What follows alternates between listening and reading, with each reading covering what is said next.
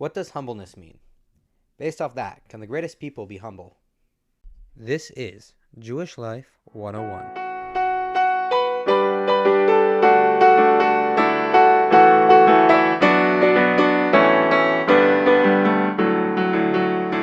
Welcome to Jewish Life 101, the podcast where we tackle any topic from a Jewish perspective, from the way that a Jew would look at it. Today's topic is humbleness. Before we start, I would like to remind everybody that this podcast is a podcast that anyone can listen to. There's no background knowledge needed to be able to listen to this podcast. Anything that we say that's not self-understood, we will note that it will be explained at a different time. Let's get started. Often people describe humbleness as considering yourself a very low person. And the way that a lot of people think you accomplish that is by denying whatever you have, saying that you just don't have anything good, anything useful. You're just a lowly person. Torah, on the other hand, says that even though humbleness is a great trait, you must accept your qualities. Denying your qualities is lying to yourself, and denying your qualities is counterproductive. Rather, you must be humble and accept your qualities at the same time. Now, the question is, how do we do both at once? If someone accepts his qualities and he's a great person, it's very likely to get to his head. What does Torah say to prevent such an outcome from happening? So in order to explain this, we're going to bring out the source. I want to do this to show an amazing concept that there is when it comes to learning Torah, that sometimes from one small thing that Torah does comes a whole lesson or a whole message that Torah is trying to convey. Another thing that I wanted to show is that sometimes from one of those small things, there are two different explanations on it that seem to be unrelated, but really intertwine and interconnect if you look a little deeper. Today we're going to show one of those, and through that we're going to answer our question. Generally, Torah is written with normal sized letters, but there are a couple of exceptions where they make either larger letters or smaller letters. One of those exceptions that they make larger letters is by Adam. From Adam and Eve, they give him a large aleph. They give him a large letter. Another time that they make a difference of size of letter, but this time a small letter, is by Moses. They give him a small aleph, a small letter. The rabbis ask, why did Torah do this? It did this intentionally. Everything that Torah does is very specific, very intentional. So what was the reason that they gave Adam a big aleph, a big letter, and they gave Moses a small letter? There are two different answers that the Torah gives on this. The first answer that they give is that the big letter goes on haughtiness and the small letter goes on humbleness. Adam had the big letter because he recognized his greatness, but he let it get to him. And therefore he ended up having the downfall with the sin of the tree of knowledge. It explains in the beginning of the Torah. Moses, on the other hand, recognized his greatness, but it didn't get to him. Rather, at the same time, he stayed humbled. And the way that he stayed humbled was, number one, by realizing that his qualities don't come from himself. And number two, by looking at other people who are in his place. The second explanation that the sages give is that the big aleph, the big letter of Adam, shows on greatness, and the small one by Moses shows on smallness. Why? The state that Adam was holding on before the sin of the tree of knowledge was much greater than the state that Moses was on. So it's showing that Adam was greater than Moses. So these two explanations are not only seemingly unconnected, they're seemingly opposites. The first one says that Adam was lower, technically, because he was haughty, and Moses was higher because he was humble. And the second one says that Adam was holding in a higher place spiritually, and Moses was holding on a lower place. What's the connection of these two things? Another question that we can ask is, to answer the question, we could have just said that Moses was humble. Why do we have to explain two reasons why he stayed humble? To answer our questions, we have to connect the two concepts. Adam was a great person. What did he do about that? He recognized that. You have to recognize your qualities. You have to recognize who you are and what you have. If you don't, you're never going to be able to do anything. You're never going to be able to hold anywhere because you'll think, I'm nothing, I'm nobody. But if you do, you can use them out to their full capabilities and you'll be able to break through barriers that you wouldn't have been able to otherwise. And that's what Adam did. And that's what the sages were saying by telling us that. And that's why the sages were telling us by telling us that Adam was a great person. If you're a great person, you should recognize that. and you should recognize whatever greatness you have.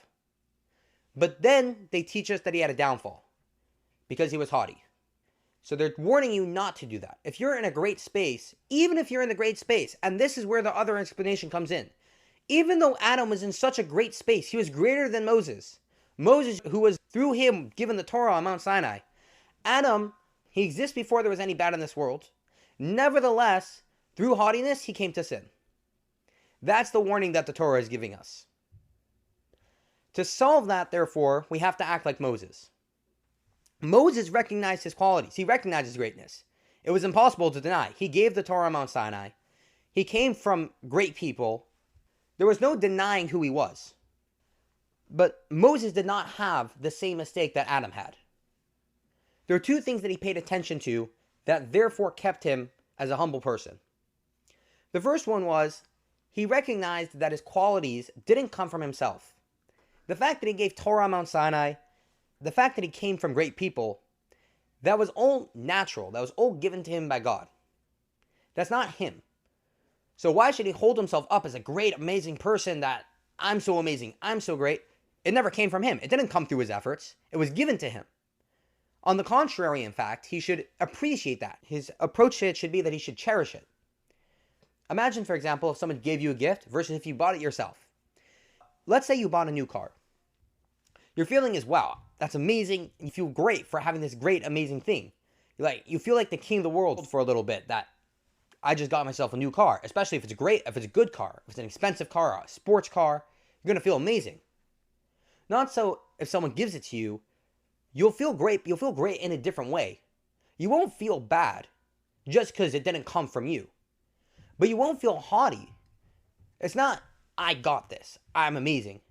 Someone gave it to me, I'm appreciative to that person. I enjoy what I have, that what I have is great, and I'm appreciative to the one who gave it to me. So too by Moses. He didn't let it get to his head. He felt, I'm great, I'm amazing, I have all these great things. He felt it was given to me. He felt appreciative, and he felt that I can use it out to the most. But since he was on such a great level, and his capabilities were so great, he had to go a step further.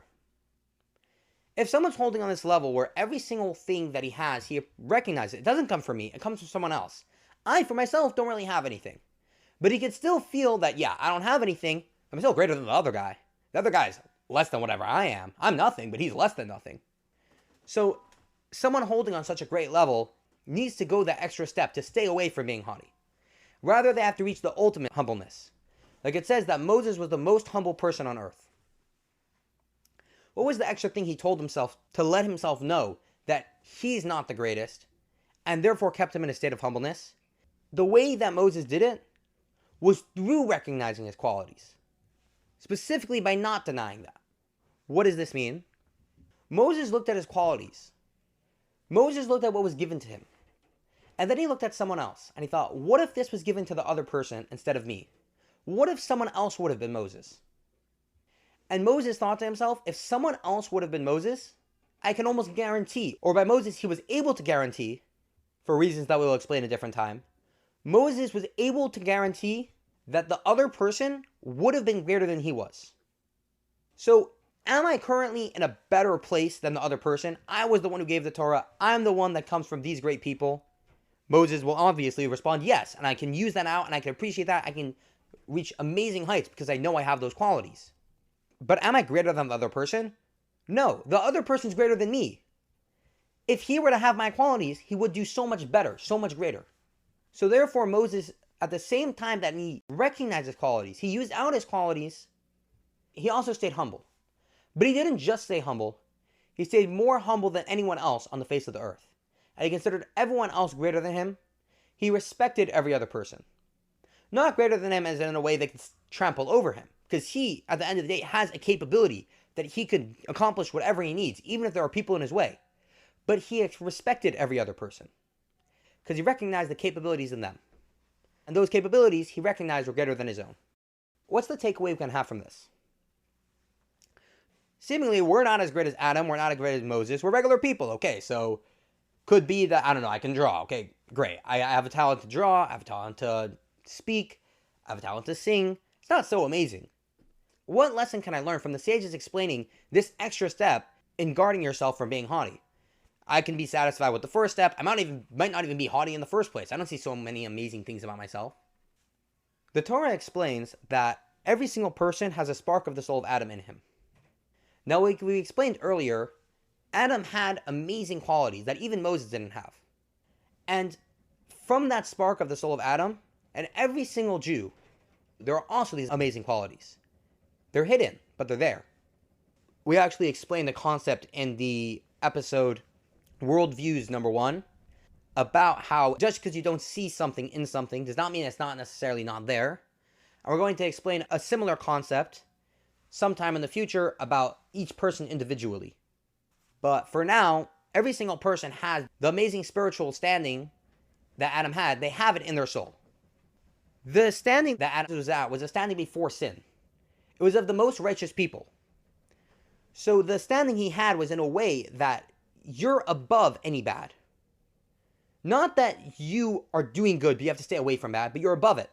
So you have the capability inside of yourself to be able to just look at that and break through all bad. So there's no reason to deny that quality in you. You should look at it and you should bring it out because it's useful for your service to God. But on the other hand, you can't let that get to you. Yes, I have this amazing quality where I can beat all bad. I can get above all bad. I have this place of Adam in me. So you have to look at that from the eyes of Moses. Like it's known that we not only have a spark of Adam inside of each of us, but we also have a spark of Moses inside of each of us. And that spark of Moses gives us the capability to have the counter to reach these two levels of humbleness. So that's the lesson we can learn out of this. We learn from Adam and his qualities, and we learn from him that we should recognize those qualities. And we also have Moses who recognizes qualities and rather being a humble person, which humbleness itself is an amazing, great trait. Thank you for joining us, and I wish you an amazing, wonderful rest of your day. See you next time on Jewish Life 101. Did you enjoy today's episode? Feel free to share with a friend. Here at Jewish Life 101, we spend many hours on every single episode, and it's all with your support. Just click the link in the description to find out more, and we'll see you next time on Jewish Life 101.